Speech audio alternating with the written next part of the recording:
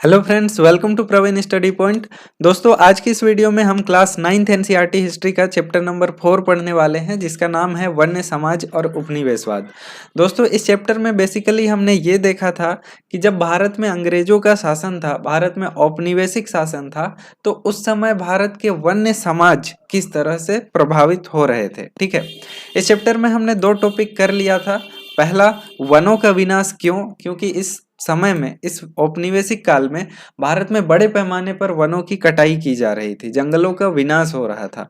तो ये विनाश क्यों हो रहा था, इसके बारे में हमने पहले टॉपिक में पढ़ा था। सेकंड टॉपिक में हमने देखा था कि व्यावसायिक वानिकी की शुरुआत कैसे हुई, क्यों हुई, ठीक है, और इससे वन्य समाज में क्या प्रभाव पड़े। ठीक है, आज के इस वीडियो में हम देखेंगे थर्ड टॉपिक, और जिसका नाम है वन विद्रोह। ठीक है, तो इस तरह की कटाई से, इस तरह की व्यावसायिक वानिकी की शुरुआत से जो वन्य समुदाय थे उन पर जो प्रभाव पड़ा, उनके वजह से उनके अंदर जो असंतोष उत्पन्न हुआ, उसके वजह से क्या होता है, कई जगहों पर हमें वन विद्रोह देखने को मिलता है। तो उन्हीं में से एक बस्तर का विद्रोह आज हम देखेंगे, ठीक है, इस वीडियो के माध्यम से। तो चलिए वीडियो को शुरू करते हैं और देखते हैं कि एनसीईआरटी में इसके बारे में क्या लिखा है। ठीक है, चलिए शुरू करते हैं। यहाँ लिखा है दोस्तों, हिंदुस्तान और दुनिया भर में वन्य समुदायों ने अपने ऊपर थोपे गए बदलावों के खिलाफ बगावत की है। संथाल परगना में सिद्धू और कानू, छोटानागपुर में बिरसा मुंडा और आंध्र प्रदेश में अल्लूरी सीताराम राजू को लोकगीतों और कथाओं में अंग्रेजों के खिलाफ उभरे आंदोलन के नायक के रूप में आज भी याद किया जाता है। अब हम बस्तर रियासत में 1910 में हुए ऐसे ही एक विद्रोह का विस्तार से अध्ययन करेंगे। ठीक है, तो चलिए बस्तर में क्या हुआ था वो देखते हैं। ठीक है, यहाँ जो सब टॉपिक है वो आपको दिया गया है बस्तर के लोग। ठीक है, यहाँ लिखा गया है, बस्तर छत्तीसगढ़ के सबसे दक्षिणी छोर पर आंध्र प्रदेश, उड़ीसा व महाराष्ट्र की सीमाओं से लगा हुआ क्षेत्र है। तो आंध्र प्रदेश, उड़ीसा और महाराष्ट्र की सीमाओं से लगा हुआ क्षेत्र जो है वो है बस्तर। ठीक है, कहाँ है, छत्तीसगढ़ में, दक्षिणी इलाके में है। बस्तर का केंद्रीय भाग पठारी है और इस पठार के उत्तर में छत्तीसगढ़ का मैदान और दक्षिण में गोदावरी का मैदान है। इंद्रावती नदी बस्तर के आर पार पूरब से पश्चिम की ओर बहती है और बस्तर में मारिया और मुरिया गोंड, धुरवा, भतरा, हल्बा आदि अनेक आदिवासी समुदाय रहते हैं। अलग अलग जबानें बोलने के बावजूद इनके रीति रिवाज और विश्वास एक जैसे हैं। बस्तर के लोग मानते हैं कि हर एक गांव को उसकी जमीन धरती माँ से मिली है और बदले में वे प्रत्येक खेतीहर त्योहार पर धरती को चढ़ावा चढ़ाते हैं। धरती के अलावा वे नदी, जंगल व पहाड़ों की आत्मा को भी उतना ही मानते हैं।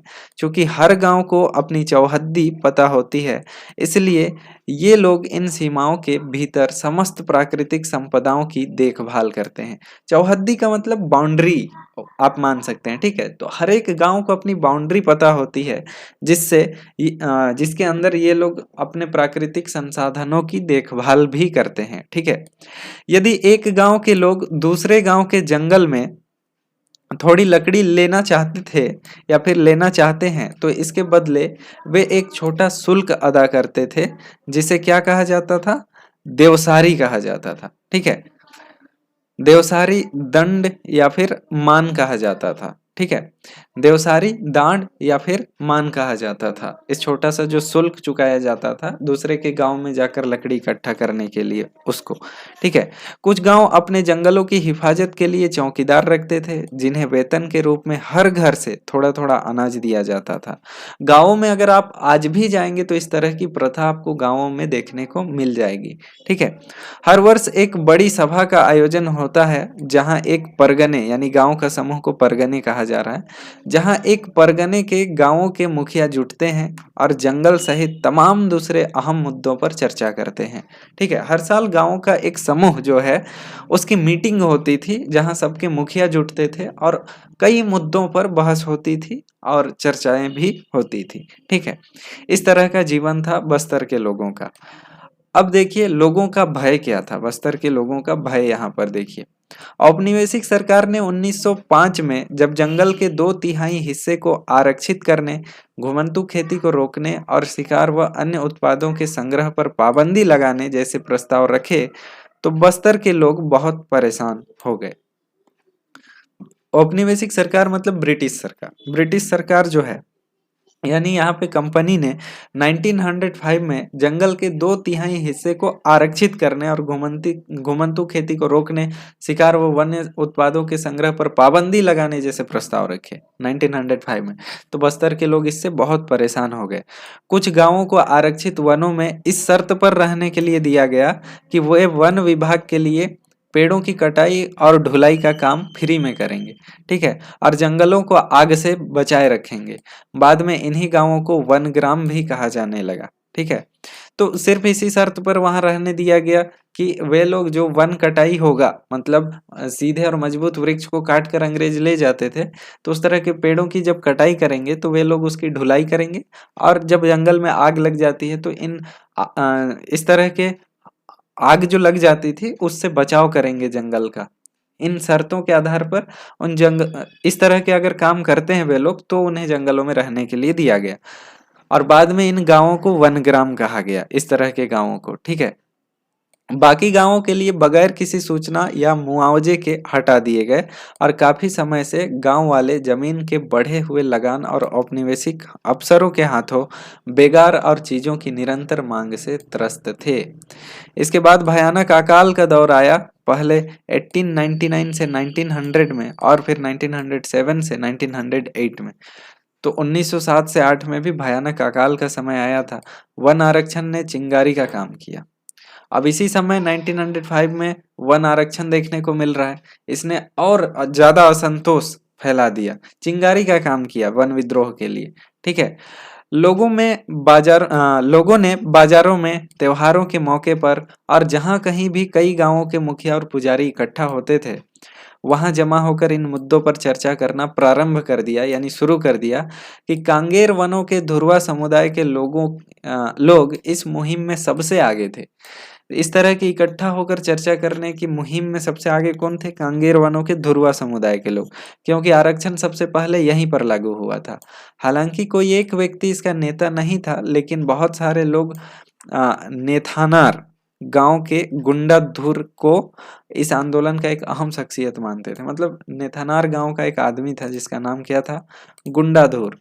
यहाँ पे आप इसको मार्क कर लीजिए तो ज्यादा बेहतर होगा। नेथानार गांव के गुंडाधुर को इस आंदोलन की मुख्य शख्सियत मानकर चलते थे, अहम शख्सियत। 1910 में आम की टहनियां, मिट्टी के ढेले, मिर्च और तीर गांव-गांव चक्कर काटने लगे। यह गांवों में अंग्रेजों के खिलाफ बगावत का संदेश था।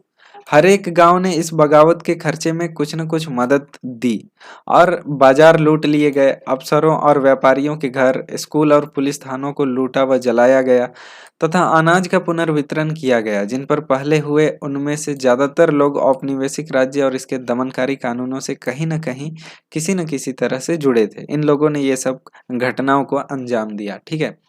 इन घटनाओं के एक चश्मदीद गवाह मिशनरी विलियम वार्ड ने लिखा है कि पुलिस वालों, व्यापारियों, जंगल के अर्दलियों, स्कूल मास्टरों और प्रवासियों का हुजूम चारों तरफ से जगदलपुर में चला आ रहा था। तो इस तरह की चीजें भी हुई।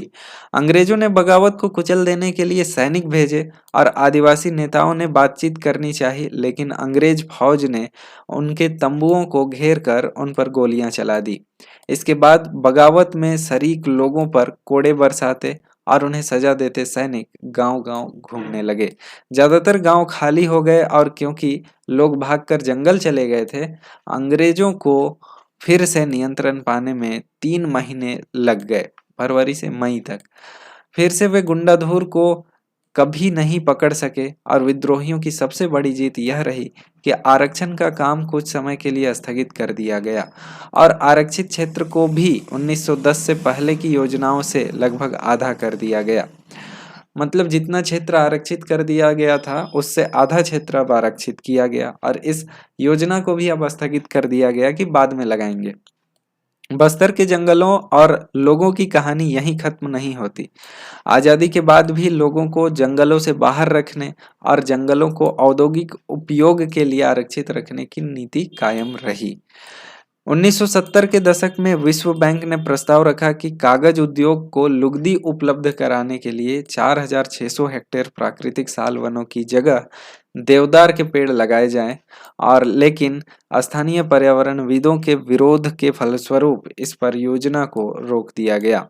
बाद में 1970 के आसपास भी इस तरह का प्रस्ताव सरकार के द्वारा रखा गया, विश्व बैंक ने प्रस्ताव रखा, लेकिन जो पर्यावरणविद थे वे इनका विरोध करने लगे, जिससे इस परियोजना को रोक दिया गया। ठीक है, इस तरह की चीजें हुई है। आइए अब एशिया के एक और हिस्से इंडोनेशिया की तरफ चलें और जरा देखें कि इसी वक्त वहाँ क्या कुछ हो रहा था।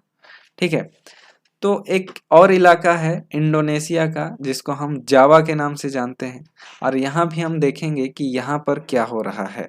ठीक है, तो इसके लिए हम एक और वीडियो बनाएंगे, ताकि हर पार्ट को अलग अलग वीडियो में हम कवर किए हैं, तो इसके लिए भी एक नेक्स्ट पार्ट बना देंगे, जिससे हम इंडोनेशिया के जावा में क्या हो रहा था, किस तरह के विद्रोह हो रहे थे, इसको भी जान पाएंगे। ठीक है, तो टोटल 4 वीडियो में ये चैप्टर जो है वो पूरा का पूरा कंप्लीट हो जाएगा।